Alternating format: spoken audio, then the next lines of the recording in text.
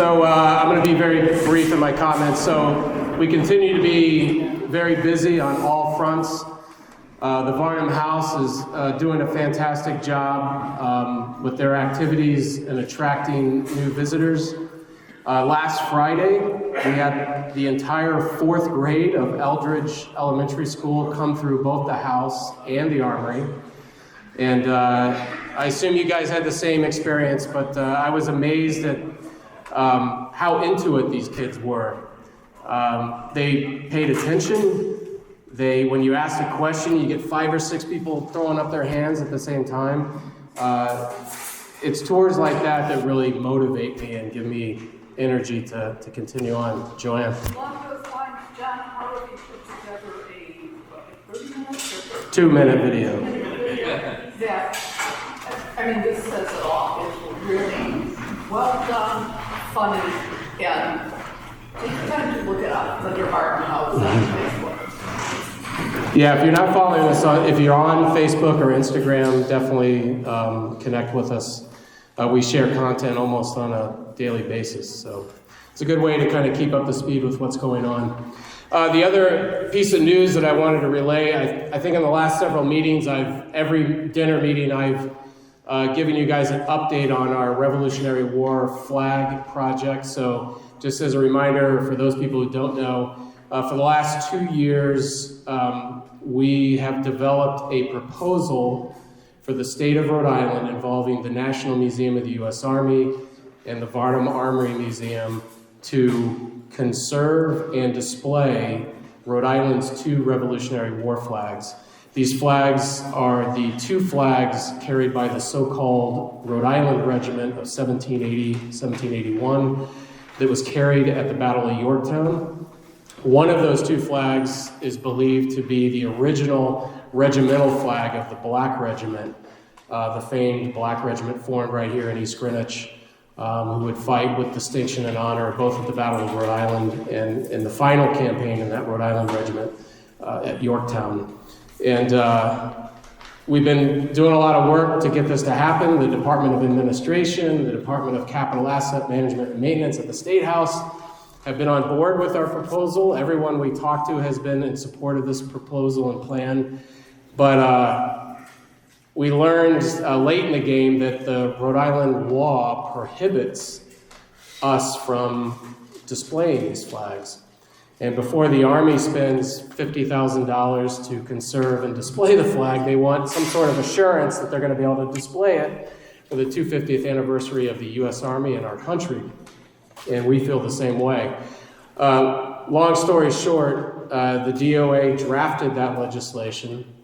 And thanks to the efforts of several people, especially Representative Mike Chippendale, his chief of staff, Sue Stenhouse, who's sitting over there, Sue.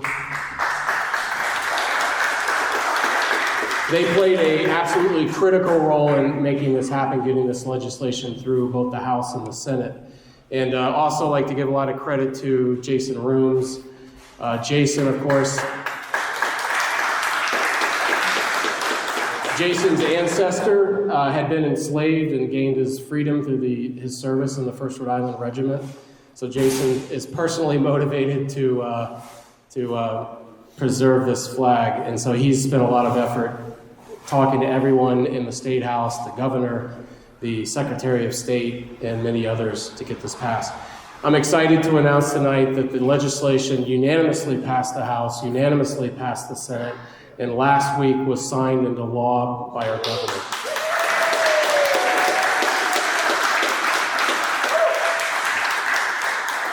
So it's not a done deal yet. There's other hurdles to pass by, but this was by far the biggest obstacle in our path. We still have to do the loan agreement. We have to present a statement of work for the conservation. The Army's already done this. We're going to do this next. But again, everyone we talk to wants this to happen. They support this. And I think this will be one of the biggest accomplishments of the Varnum Continentals in our history. And hopefully will be a national news story and get us a lot of attention. All right. Now I'd like to talk about our upcoming talk, our speech here tonight. This is a very special lecture that's sponsored by the Battle of Rhode Island Association, and it is paid for by both the Rhode Island and Massachusetts chapter of the Society of Cincinnati. And so our speaker tonight is Alan Hoffman, Esquire. He is presenting on the Marquis de Lafayette, his American experience, 1776 to 1783, and then when he returns to America for his grand tour in 1824 and 1825. So a little background on Alan. He obtained his BA in history from Yale, where he studied under Professor Edmund Morgan before earning a JD at Harvard Law School. He practiced law in Boston for 50 years. He's an avid reader of early American history. He discovered Lafayette only recently, relatively recently, in 2002, and he spent 2 years of his life translating a French translation, or a French language, of Lafayette in America in 1824 and 1825, the first-hand account of Lafayette's farewell tour of America, written by his private secretary. The translation was published in 2006, and it's now in its third printing. Hoffman has lectured widely on Lafayette. He's done over 200 talks. He's spoken all over the country. He's spoken in each of the 24 states and Washington, D.C., which Lafayette visited during this farewell tour, as well as LaGrange, Texas. Isn't that where ZZ Top is from? And Lafayette and Denver, Colorado. Hoffman is an officer of 2 Lafayette societies. He currently serves as president of the American Friends of Lafayette and president of the Massachusetts Lafayette Society. He is also the editor of the Gazette of the American Friends of Lafayette. He has been designated a scholar in the New Hampshire Humanities Council's Humanities to Go program. And without further ado, let's give a warm Varnum welcome to Alan Hoffman.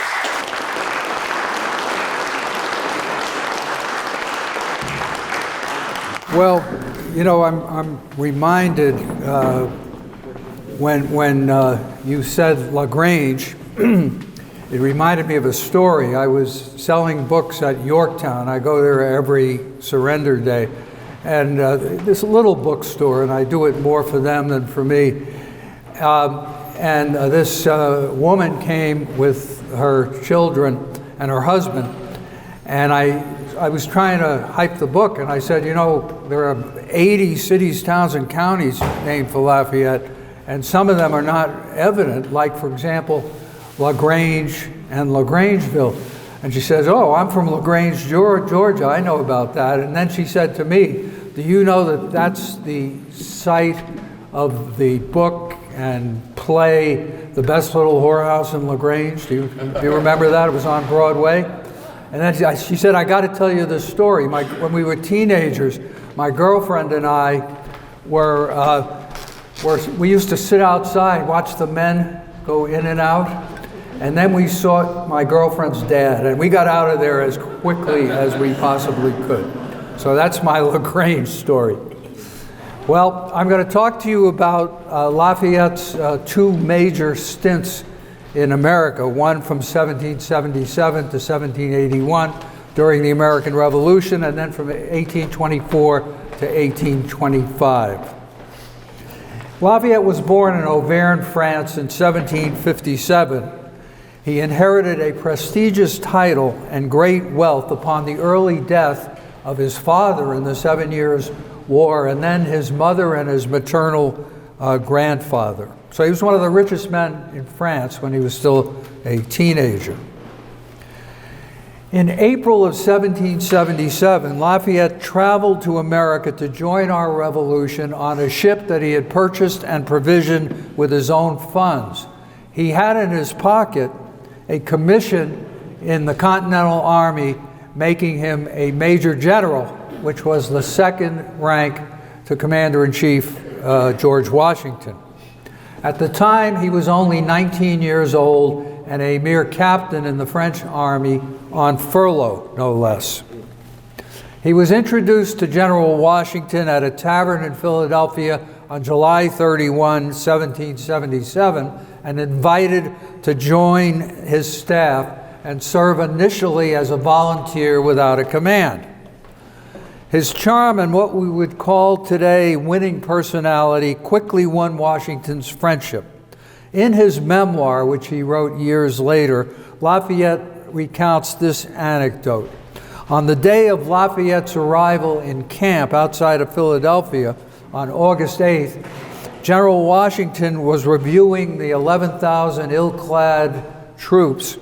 He remarked to Lafayette, quote, "We must feel embarrassed to exhibit ourselves before an officer who has just left French troops." Lafayette replied, according to his memoir, "I come to learn, not to teach." And that modest tone, he writes, which was not common in Europeans, produced a very good effect. Lafayette's baptism by fire took place on September 11, 1777, 5 days after his 20th birthday, in the Battle of Brandywine, part of the British Army's successful campaign to take Philadelphia.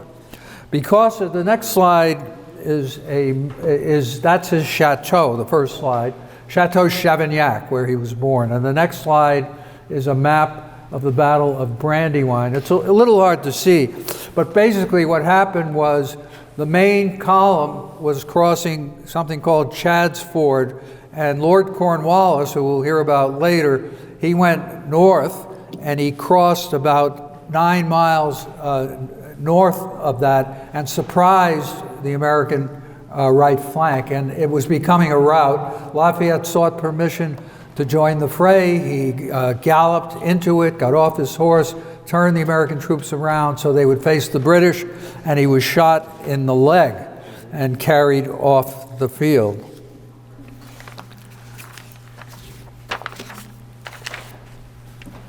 At the time, he was just a volunteer major general without a commission. But by the end of that year, Washington was so impressed by Lafayette that he petitioned the Congress to make him a major general with a command. So by the time they entered Valley Forge in December, he had a command of about 3,000 American troops, which was not an insignificant part of the American Army. The next slide is an engraving of Lafayette wounded at Brandywine. In 1825, Lafayette gave an interview to Paulson's Advertiser when he visited the Brandywine battlefield. He told them about being taken to a farmhouse and placed upon a dining room table while the doctors worked on his leg, and just then a group of American officers burst in. Lafayette looked up and said in his broken English, "Gentlemen, you look hungry. I hope you don't think I'm dinner." He had a wonderful sense of humor, which probably endeared him. He was the most well-liked, by far, European officer in the Continental Army. He recuperated at the Moravian community in Bethlehem and therefore missed the Battle of Germantown. But he did rejoin the Army in early November, and he took place in a skirmish in Gloucester where he and his men attacked a column of Hessian soldiers, caused them to retreat, took some prisoners, and returned to camp. Both General Nathaniel Greene, who was kind of his mentor, as well as George Washington, were duly impressed. So the next slide is an engraving of Washington and Lafayette at Valley Forge. The year 1778 was full of action for the young Major General. In February, the War Board, the reigning civilian authority, sent Lafayette north to invade Canada against the wishes of George Washington. It is sometimes thought that this was part of the Conway conspiracy to separate Lafayette from Washington. When Lafayette arrived in the Albany area, he found that the troops were ill-fed, ill-clad, unpaid, and short of ammunition. So he called the invasion off. While there, he traveled to the settlements of the Oneida Nation, which was basically our only Iroquois ally. And he helped them build fortifications of their Iroquois adversaries. He also recruited 47 warriors for the Continental Army who joined his division at Valley Forge. Now, shortly after his return to Valley Forge. News of the Treaty of Alliance with France came to the army, and it was a big day for them. On May 18th, 1778, Washington sent Lafayette with 2,200 troops, including the Oneida Warriors, to find out what the British were doing in Philadelphia. Loyalist informers had alerted the British, who surrounded Lafayette's army with approximately 16,000 British troops. At Barron Hill, Pennsylvania, which has been renamed Lafayette Hill, Lafayette made his greatest escape, returning to Valley Forge with only modest casualties. 6 Oneida died in that engagement and are honored by a stone marker at a church in Lafayette Hill. The British, learning that a French fleet under Admiral d'Estaing was sailing to America, evacuated Philadelphia and headed for New York City in June of 1778. It was decided in a war council to attack. General Charles Lee, a senior general who had served in the British Army, opposed the decision. Washington assigned Lafayette to lead the attack. When Lee asked for the command, Lafayette stepped aside because of seniority. On that brutally hot day in June, as Lin-Manuel Miranda tells us in the musical Hamilton, Lee ordered a hasty retreat. Washington, after hurling obscenities at Lee, took over the command himself and preserved a draw. The arrival of the French squadron on July 8th in Rhode Island led to the Rhode Island campaign in August 1778. During this campaign, Lafayette and his troops that he and General Greene had brought from the American encampments at White Plains, New York, to support the invasion of Aquidneck Island, reached the ramparts of Newport. After the French fleet, having been battered by a storm during a naval engagement with a British squadron up from New York, returned to Boston for repairs, Lafayette left the island and rode to Boston to try to persuade his cousin, the Count d'Estaing, to send some of the fleet back to Rhode Island. That's the next slide. Of course, you recognize that map. And the next slide is another one showing the ships before they went to Rhode Island Sound. So General Sullivan did two things. Number one, he blasted the Count d'Estaing for leaving the scene of an invasion in public orders. And secondly, he ordered Lafayette to ride to Boston to try to persuade the Count to bring the fleet back, because General Sullivan felt he'd been left high and dry on the island, on Aquidneck Island. Well, Lafayette was not successful in getting his countryman to return, but he did help preserve the alliance, the recently formed alliance. When he arrived back in Tiverton in time to help with the evacuation, and he was very upset that he had missed the action, actually, and that he was riding to Boston while a lot of fighting was going on. But in any event, the Congress gave him a commendation for his service in the Rhode Island campaign. For the next month, he was in charge of all the forces defending the mainland from the British here in Rhode Island, on the mainland of Tiverton, Bristol, and Warren. And then later that fall, early winter, he went back to France on furlough. Now the next slide is perhaps the best likeness of him, by Charles Wilson Peale, 1779. When he returned, he was lionized. He was known as the hero of two worlds. He was also considered the expert on the insurgents, as the Americans were called. And France had fully embraced the American campaign by this time. While there in 1780 and early 1781, Lafayette lobbied for more money, material, and ammunition, and most importantly, for a French land force. The memorandum which he wrote to the ministers in July of 1779 became a plan of action for France to pull the Americans over the finish line. One historian entitles the chapter in which Lafayette discussed his recommendation, quote, Lafayette to the rescue.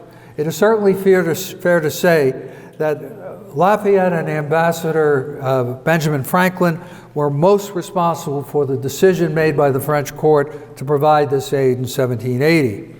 On March 17, 1780, Lafayette sailed back to America aboard a ship called L'Hermione to tell his paternal friend Washington that help was on the way. The next slide is a detail of a early 1780s painting of the Hermione, and the next slide is the replica ship that came up the coast and stopped in both Newport and in Boston in 2015.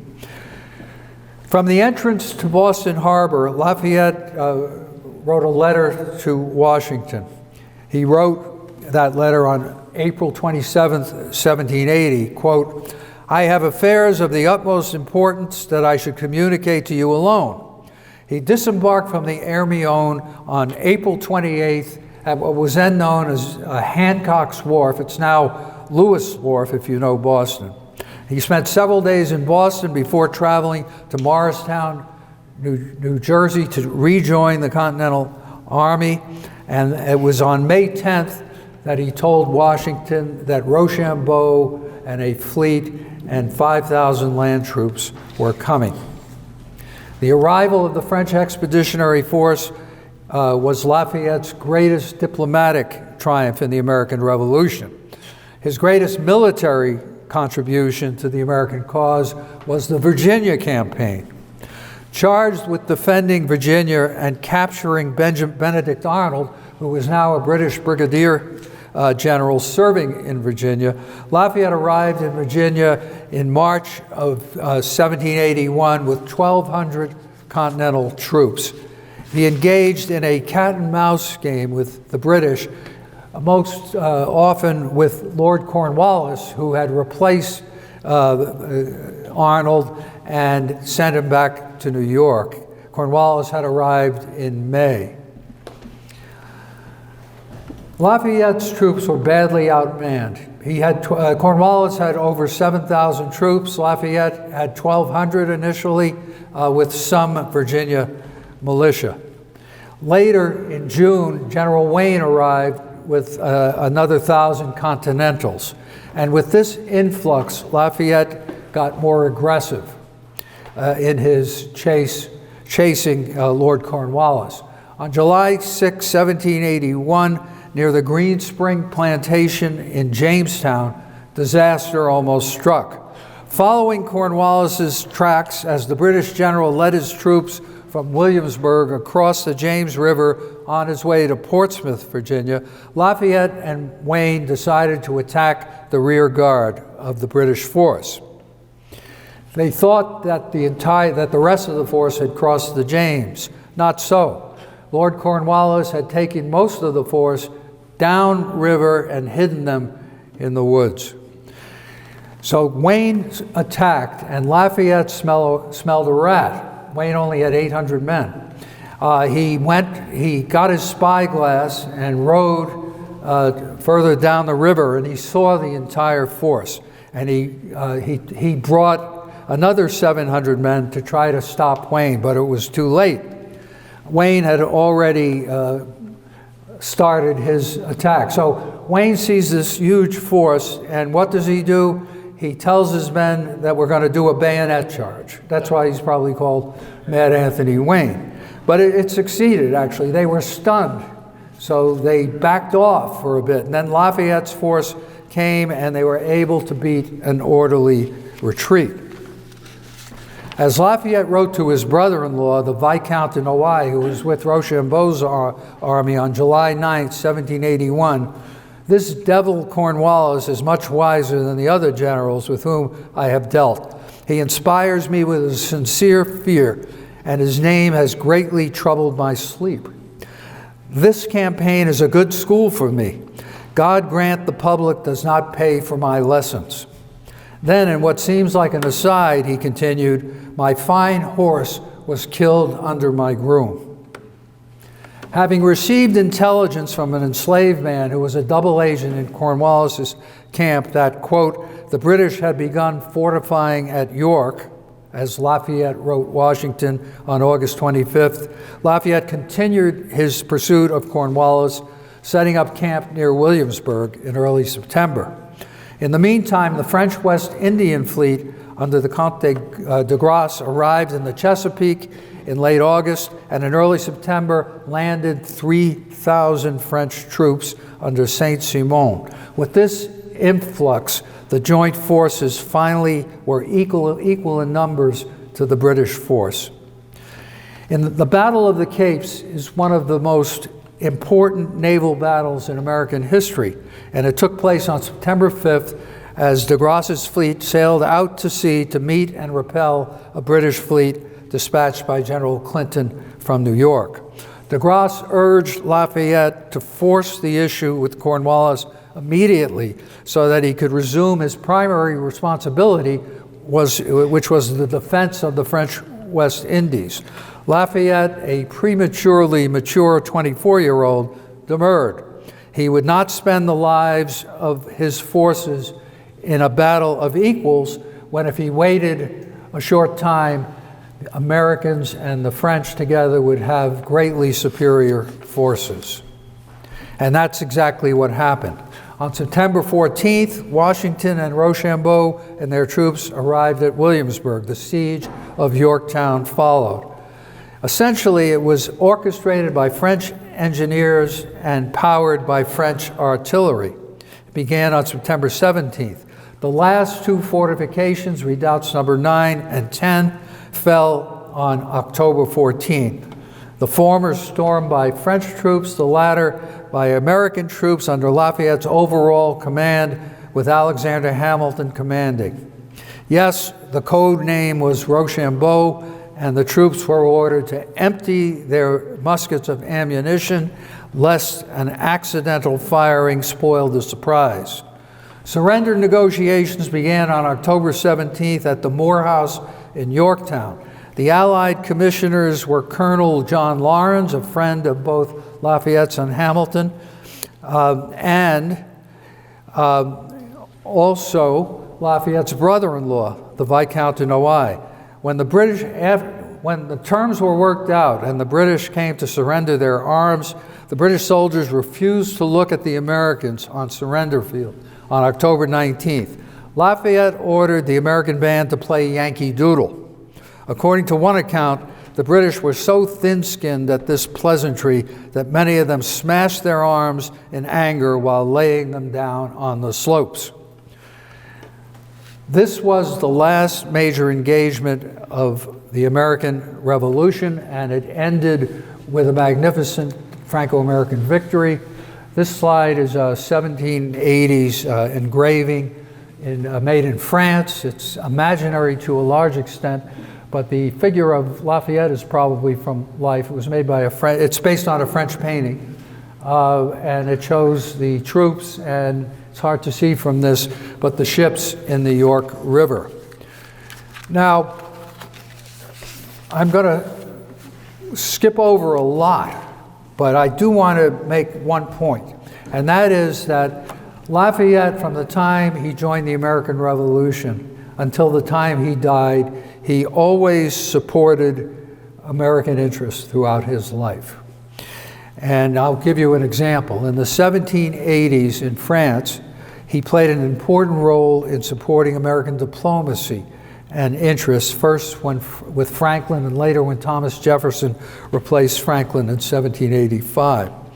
When Lafayette visited Monticello in November of 1824, Jefferson took him to the University of Virginia at an event held in Lafayette's honor in the rotunda, recently built rotunda of the main building of the university. Jefferson had a speech read for him that described Lafayette's role in supporting American interest.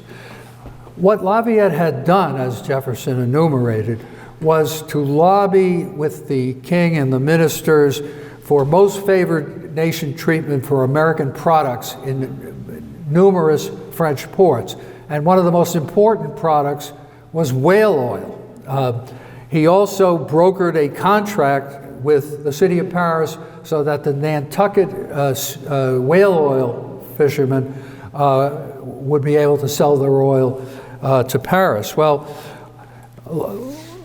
what Jefferson said in his speech about these things, I only held the nail, Lafayette drove it.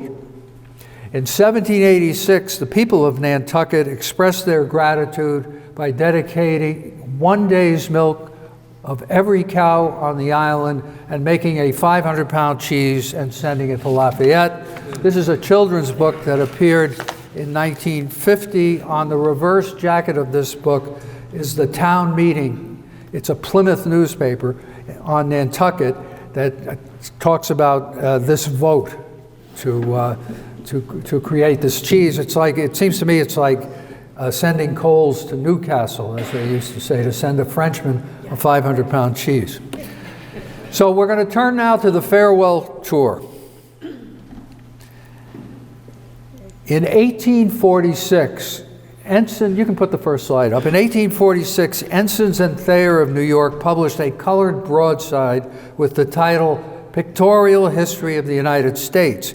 In addition to depicting the seals of all the states and the then territories, and there were over 30 states at that time, it also had printed information about the censuses from 1790 and 1840, battles of the American Revolution and the War of 1812, a list of eminent men, and the like. You see in the middle three figures, Washington in the middle, Franklin to his left, and Lafayette on his good right hand.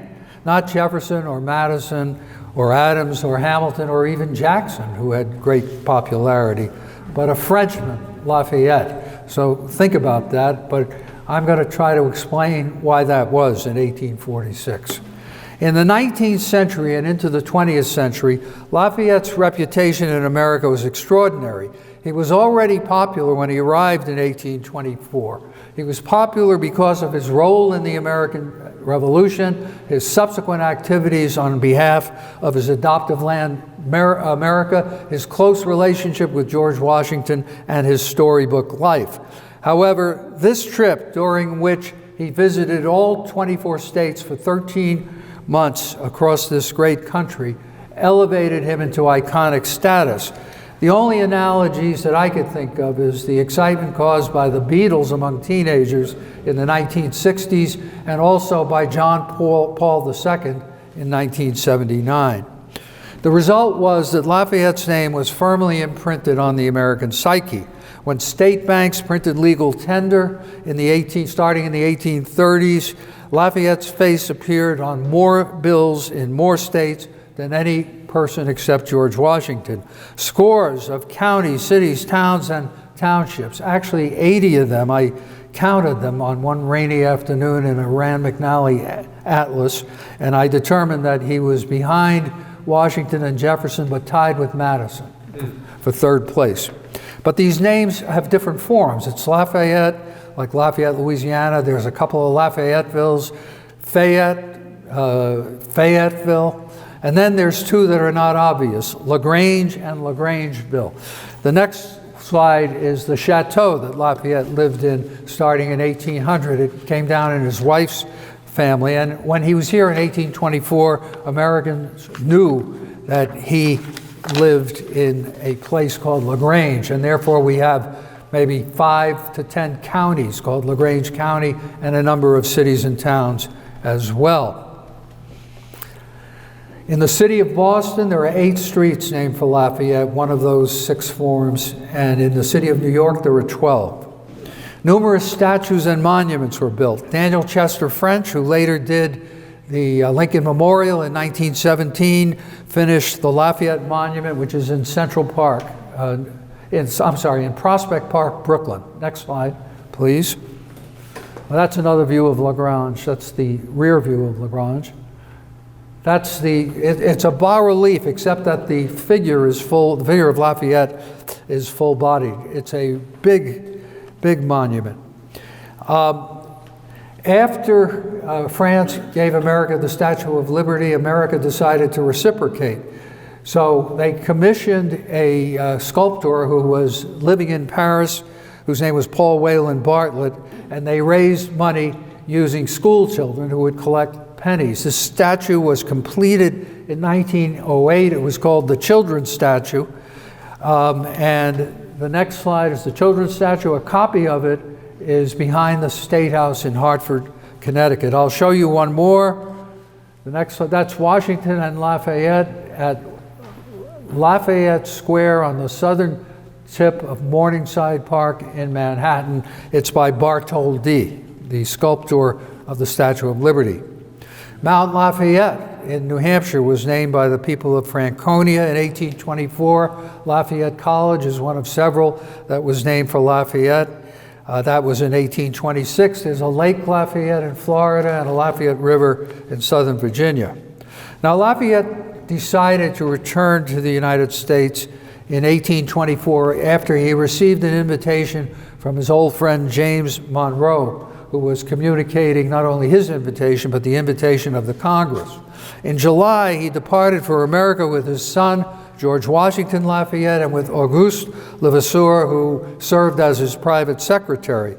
Levasseur kept a journal of the trip, which is the book that I translated. This trip, the farewell tour, was a unique event in our history, if not the history of the world. Now, you may think that what I said is hyperbole, but I was by no means the first person to say that. Contemporaries said it, not infrequently. For example, in 1830, Edward Everett, a Massachusetts scholar and politician and orator, wrote a review of Levasseur's book in the North American Review, of which he was the editor at the time. And in the review, he praised the book, Lafayette, and the farewell tour. About the tour, he wrote, quote, "An event taken in all its parts, unparalleled in the history of man.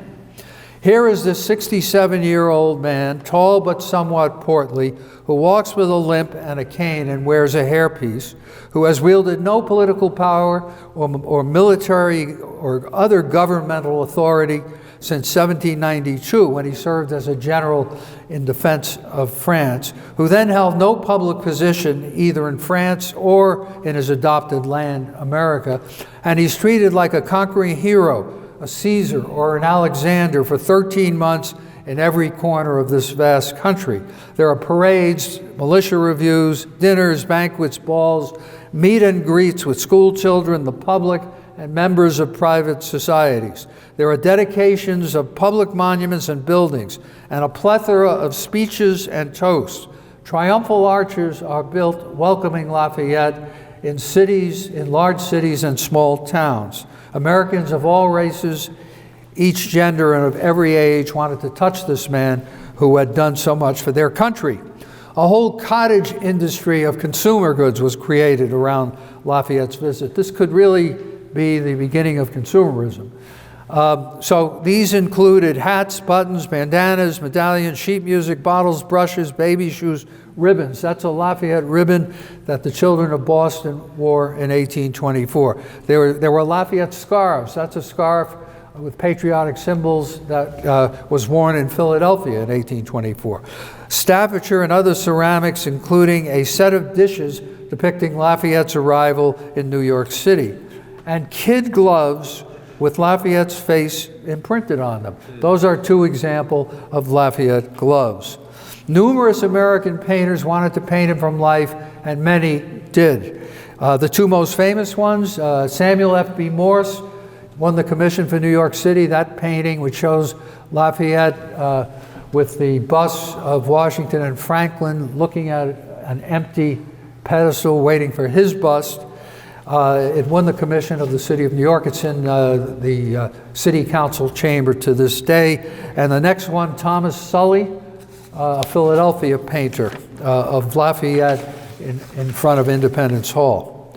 Now on August 15th, 1824, the Cadmus, that was the ship that brought Lafayette, arrived in New York Bay. The next slide is it's in a maritime museum in Maine. That's the only painting that I know of that ship. As Levasseur contemplated Staten Island to his left, the noise of a cannon caught my attention from another side. It was the battery of Fort Lafayette, which was announcing the arrival of the Cadmus to the city of New York. And the next slide, that's a 19th century painting. Fort Lafayette was in the water. I used to live about a mile from there along the water, but unfortunately in 1960 it was blown up to make way for the Verrazano Narrows Bridge. Because it was a Sunday, Lafayette disembarked in Staten Island, stayed at the home of the then Vice President Daniel Tompkins. On the following day, he arrived at Castle Garden at the southern tip of Manhattan on the Chancellor Livingston, accompanied by a numerous flotilla of boats, and was welcomed by all the military and civilian authorities of the city and a crowd estimated from anywhere between 50,000 to 200,000. Now the next slide is one of those ceramics. It's the arrival of Lafayette at Castle Garden, and the next slide is what Castle Garden looks like today. It was originally a fort. In 1824, it was turned over to the city. They had no use for it. It was called Castle Clinton. Now it's a Park Service runs it, but they still call it Castle Clinton. Having been feted in the city, Lafayette headed for Boston on August 20th, making stops in Connecticut and also in Providence, Rhode Island.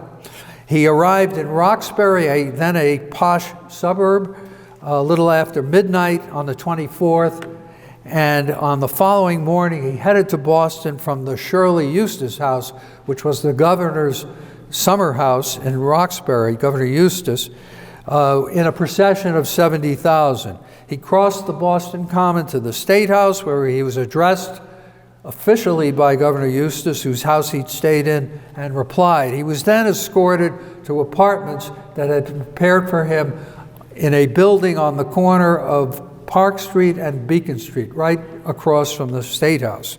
The backstory to these apartments is instructive because it gives you the idea of what lengths cities and towns went to honor Lafayette. So the story is told in a museum catalog called More Elegant Than Showy. It's about the classical furniture of Isaac Voss.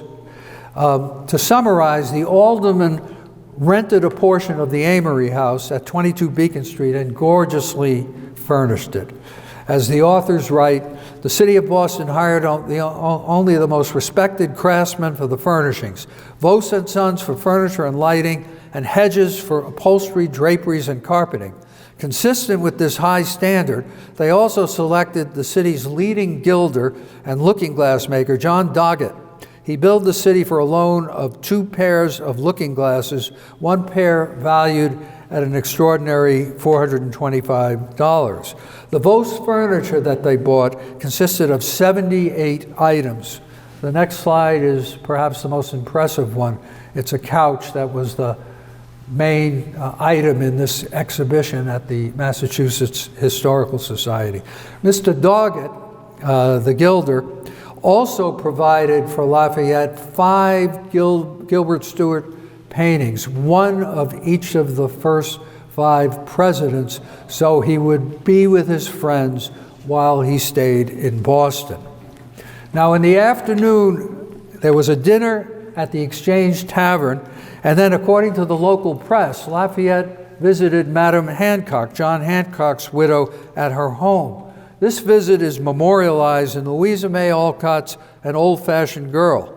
While this is a work of fiction, it has the ring of truth to it because of the familial relationship between Abby May Alcott and Dorothy Quincy Hancock. They were both related to Mayor Quincy, who was all over Lafayette during this trip and likely brought him to her house. In this book, a grandmother is telling her 2 grandchildren and a family friend about Lafayette's visit. Well, by and by, the general, escorted by the mayor, drove up. Dear me, I see him now, a little old man in nankeen trousers and vest, a long blue coat and ruffled shirt, leaning on his cane, for he was lame, and smiling and bowing like a true Frenchman. As he approached, the three old ladies rose and curtsied with the utmost dignity. Lafayette bowed first to the governor's picture, then to the governor's widow, and kissed her hand. That was droll, for on the back of her glove was stamped Lafayette's likeness, and the gallant old gentleman kissed his own face. Then some of the young ladies were presented, and as if to escape any further self-salutations, the Marquis kissed the pretty girls on the cheek. Yes, my dears, here is just the spot where the dear old man saluted me. I am quite as proud of it now as I was then, for he was a brave, good man and helped us in our trouble. Now the next slide is another glove. This one came down in Mayor Quincy's family, his daughter Eliza, likely the kind of glove that was being worn by Madam Hancock. Citizens of New Hampshire joined the frenzy surrounding Lafayette's visit on September 1, 1824 in Portsmouth. Although Lafayette proved to be a magnet for all Americans, veterans, particularly veterans of the American Revolution, hastened to greet him. September 1 happened to be the graduation day of Franklin Pierce, who had been given the honor to give a valedictory address at Bowdoin College. As Peter Wallner writes in his biography of New Hampshire's only president, Franklin had been selected to give the honorary oration in Latin, and wrote his father, General Benjamin Pierce, who was a veteran of Bunker Hill, actually, hoping he would attend the ceremony. Wallner writes, in this he was disappointed, however, as the old general joined Revolutionary War soldiers at Portsmouth, New Hampshire, to honor General Lafayette, who was on his famous tour of the United States. So he dissed his son's college graduation and his valedictory address to spend a few hours with Lafayette. After visiting Portsmouth and returning to Boston, Lafayette headed west to Lexington, Concord, and Worcester on his return to New York City for his second visit there. The next slide is the prized possession of the Lexington Historical Society. When Lafayette approached Lexington Green, this banner was on an evergreen. You can't tell from this slide, but it's 39 feet long, 9 inches tall, and it's cloth painted with green paint. And they still have this item. Now, after Lafayette's departure from Boston, the Boston aldermen conducted an auction to recoup their investment in the furniture they had provided for Lafayette's comfort.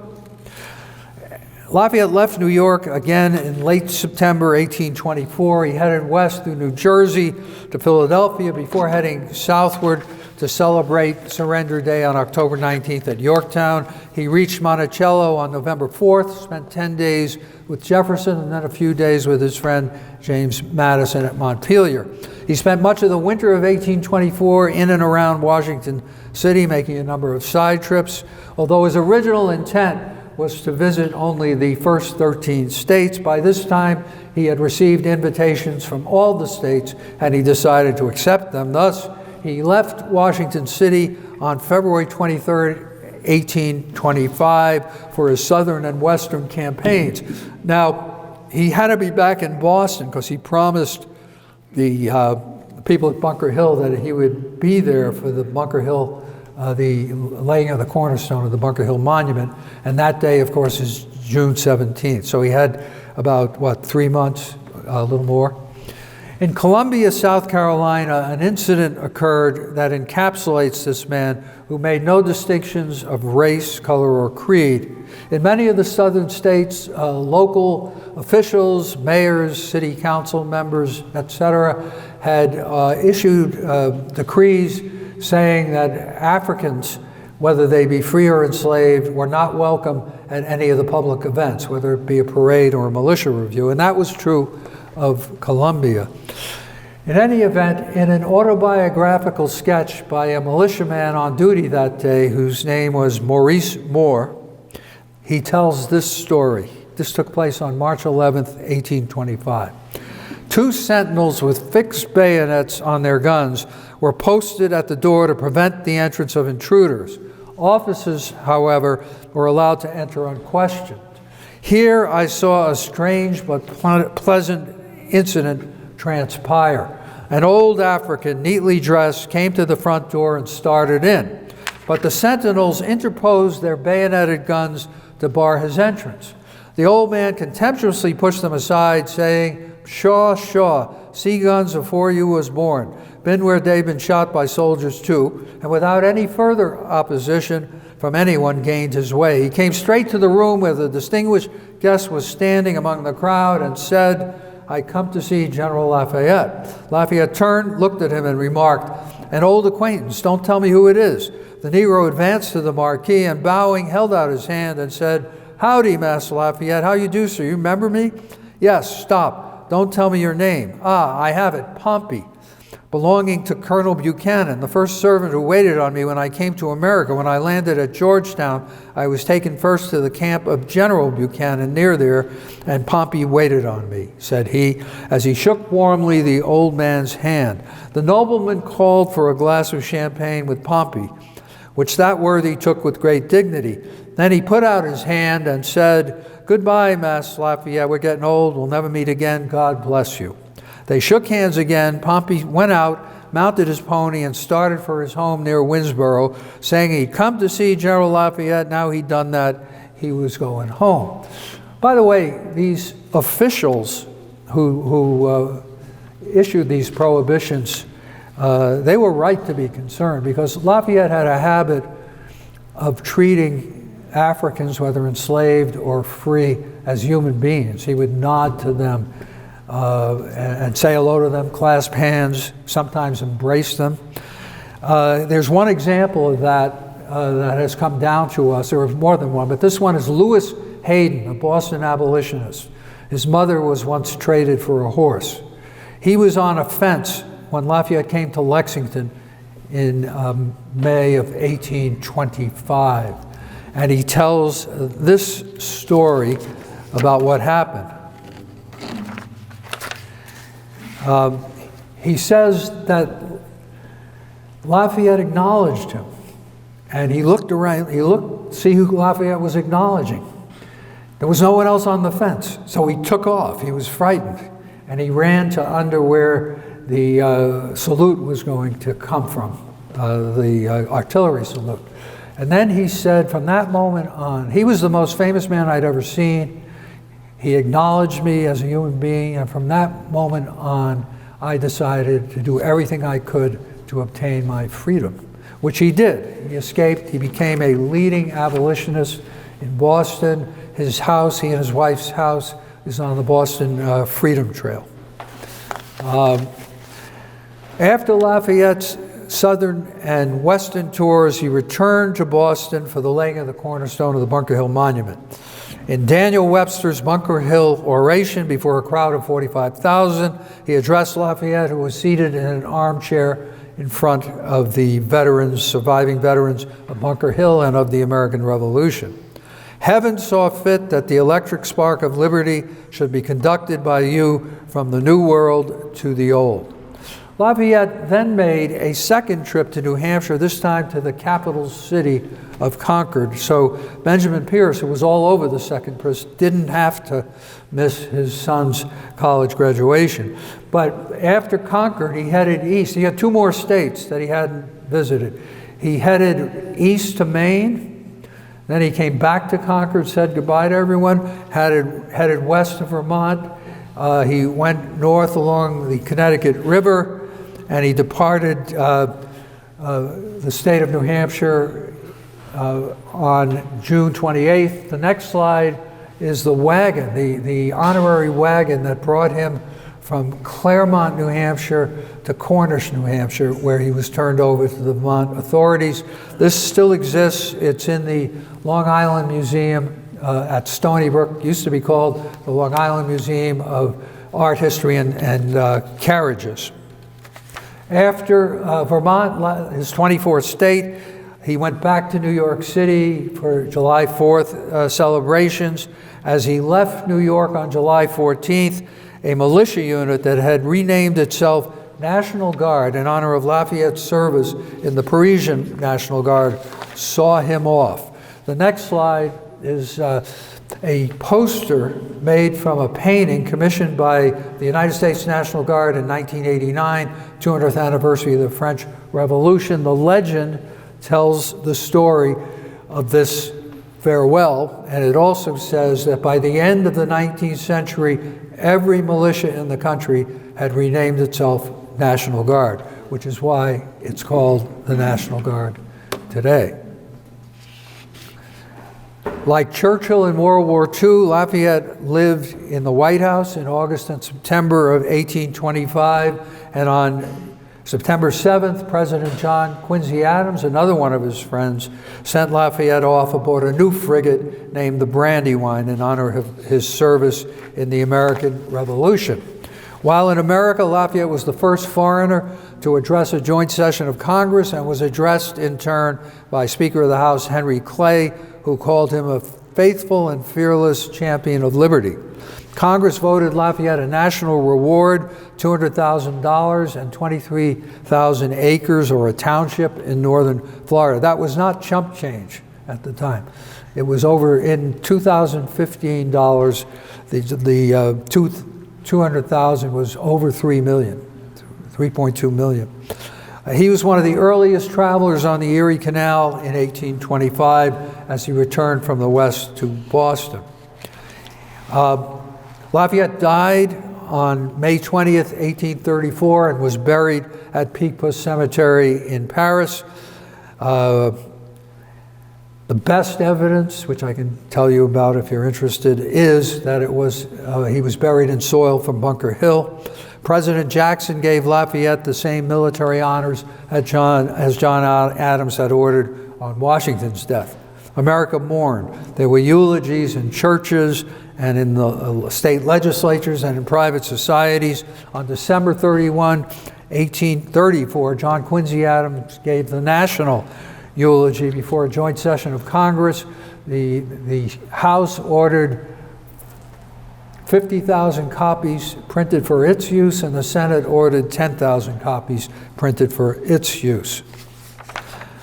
Now I'm going to close now, and I'm not going to close with a eulogy of Lafayette.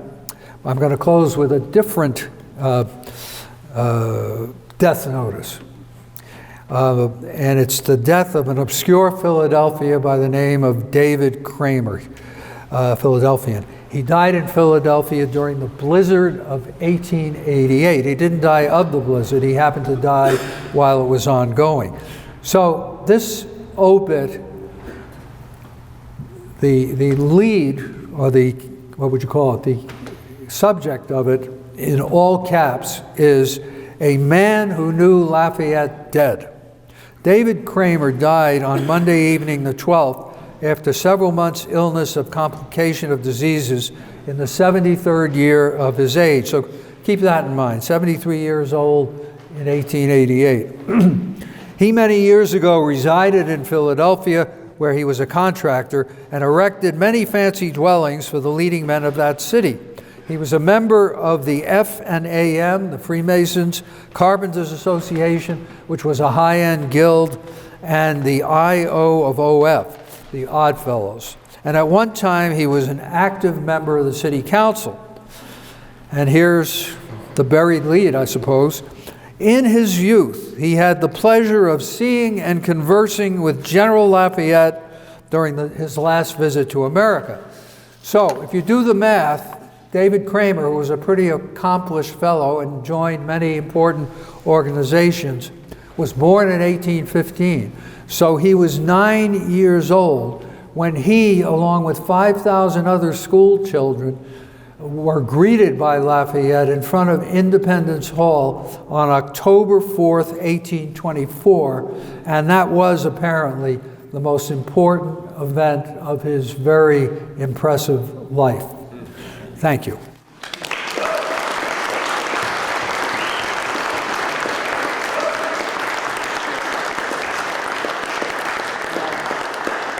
I would be happy to take any questions if anyone has any. Yes? Just about 8 miles south of here. Yeah, can you speak up? About 8 miles south of here. Boy, that's a good question. I'm pretty sure he didn't get to that particular point. Because what I know about his travels, he came up Connecticut to Providence. Oh, I'm sorry. Actually, he stumped me, so I don't have the answer. But he did come up from, the coast, New London, etc., through Providence. He went to Providence, like going, I would say, due north. So I don't know if he was actually there. I've been to that little township or whatever it is, so I thought it was a nice little place. Yeah. Yes? Could you mention that story about Admiral Harris really quickly, that you had on the tour ship? Oh, yeah. So I was telling my friend there, Murray. So I went in 2010, I and a World War II veteran, an African-American man who had just received the French Legion of Honor from the Consul General in Boston, traveled with 8 others we were invited by the mayor of Grasse, and they treated us royally. It was a long weekend, basically. And on Sunday, we went to this church, and they played music for us, the chorus. And outside the church, the mayor introduced Marvin, his name is Marvin, and me, to an admiral who was there because it was like the birthday of de Grasse, and de Grasse is very important to the U.S. Navy. And he introduced him as Harry Harris. It turns out it's Harry Harris. Yeah. I found out later. Yeah. But Harry Harris, who was very slight, he was about 5, 6, or 7. His aide de camp was about 6'4", and I think Murray has seen that. Yes, I have. But anyhow, he told me that in the U.S. Navy there are 3 ships named for Lafayette and 3 named for de Grasse, and that's the most named for any foreigners. Right. You know. But Lafayette is going to be in head now. Yeah, he just had another one, right. So he'll have his 4th. Yeah. Yeah. Yes. Are there any descendants of Lafayette, or like a family descendant? There are. It's a little bit complicated. Some of the male lines died out, and the female lines got permission to use the word Lafayette, but they're legitimate. And in fact, 3 of the descendants are coming to Providence on August 23rd. The American Friends of Lafayette is planning celebrations really all over the country on approximately the days that Lafayette was there. And this woman and her two of her daughters, she has more than 2, are arriving in Washington, D.C., then going to New York, and they're coming up to Providence and then Boston on the 23rd and 24th in Boston, 25th in Boston, and then they'll go home from Boston on the 26th. So they will be present. And there are other descendants as well. There was a man whose name is Gilbert, actually, Lafayette's name, who used to come to Massachusetts Lafayette Day in Boston years ago. He hasn't come recently. So there are a number of descendants who are around. Do you want to mention about Lafayette Day in Massachusetts that's coming up? Oh yeah, well, so the Massachusetts Lafayette Society celebrates May 20th every year. It's actually the anniversary of Lafayette's death.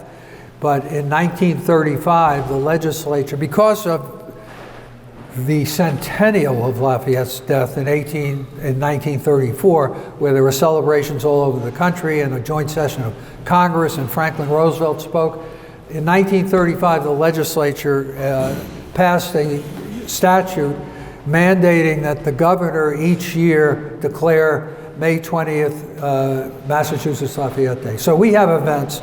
It's going to be at the Boston Athenaeum, and there's a Lafayette monument on the Common.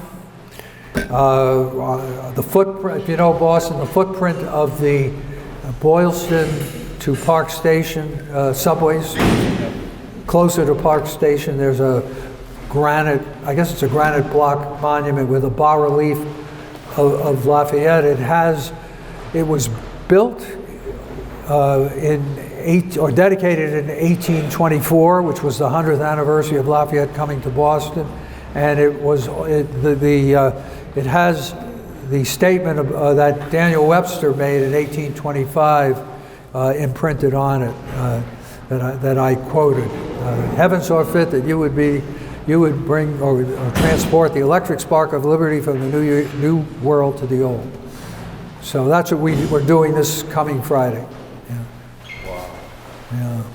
If you're interested in coming, let me know.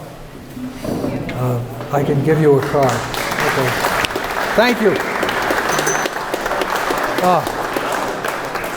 A hat? Your hat Oh my. Oh. And a shirt. and our T-shirt Thank you. Well, thank you very and much. Conling's book if you haven't read it. All righty. Thank you. Thanks very Al. much. Okay.